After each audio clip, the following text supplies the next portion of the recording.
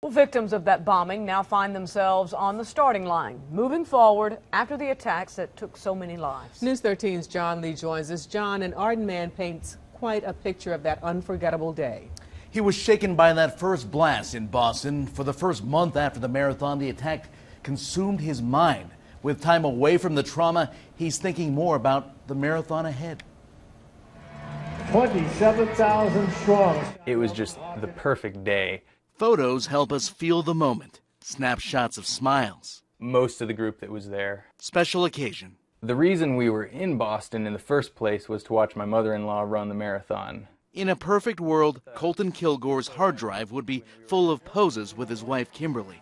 But in an imperfect world, sometimes we're forced to picture this. Jarring. Here is a photo of my jeans after I had taken them off. Shredded by the first bomb explosion in Boston. The same pants he used to help save lives. This is me. This is as I was tearing my jeans. So here I am, and as you can see, there are my jeans that were blown apart, and this is the strip that I was trying to tear off to use as a tourniquet. Marathon turned massacre. I ended up using my belt. As I looked around, I'm sitting in a pool of blood. I don't know if it's mine. Here's what my leg looked like. But he and his wife were among the fortunate ones. I had a ruptured eardrum, and I had lots of abrasions. Somewhere in that chaotic scene, there were 8 in their group, and 5 were rushed to the hospital.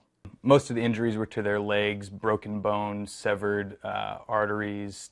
Tragedy at the end of that event, just the beginning of what they now call the marathon ahead, the healing process. The effects of being startled, like the toilet seat dropped one time, and I had this flashback instantly, and the light bulb burnt out one day as I flipped it on, and I had to take a minute and just breathe. Just a week later, he returned to Boylston Street, the scene of those attacks. My brother-in-law, who had his Achilles tendon 90% severed, he's already talked about wanting to run the marathon next year. Might be a family effort. If he can do it, then surely I should be able to do it. Oh yeah, and we had gone to a Red Sox game the day before, all this stuff. Even at home in Arden, he's Boston strong, turning that picture of horror into a portrait of hope. We're not going to live in fear. And to find out about an online effort to raise money for Colton's family, log on to WLOS.com and click News Links.